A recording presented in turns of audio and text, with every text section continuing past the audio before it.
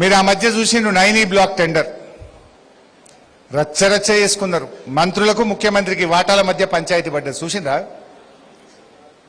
జర్నలిస్టుల అరెస్ట్ దాకపోయింది లాస్ట్కి. అది 9E బ్లాకు ఒక మంత్రి, ఈ రాష్ట్రంలో ఉండే ఒక మంత్రి నాకే కావాలన్నాడు. ఇంకొక బొగ్గు మంత్రి, ముఖ్యమంత్రి వీళ్ళ వాటాల పంచాయతీ జరిగి సైట్ విజిట్ సర్టిఫికేట్ స్కామ్ బయటకు వచ్చి లాస్ట్కు 9E బ్లాక్ టెండర్ రద్దయిందా లేదా? ఏమని రద్దు చేసిండ్రు? సైట్ విజిట్ సర్టిఫికేట్ పెట్టిండ్రు కనుక అందరికీ సైట్ విజిట్ సర్టిఫికేట్ ఇవ్వకపోవడం వల్ల ఇక్కడ అవినీతి జరిగిందని 9E బ్లాక్ టెండర్ రద్దు చేసిండ్రు.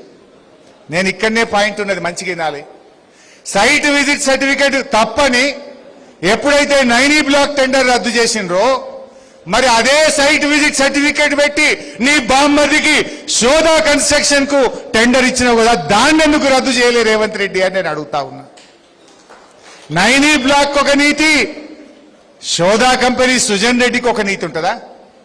మరి సైట్ విజిట్ సర్టిఫికేట్లతో ఎన్ని టెండర్లు అయితే జరిగినాయో, ఎన్ని ఎక్సెస్ టెండర్లు జరిగినాయో అన్ని కూడా రద్దు చేయాలన్నా వద్దా?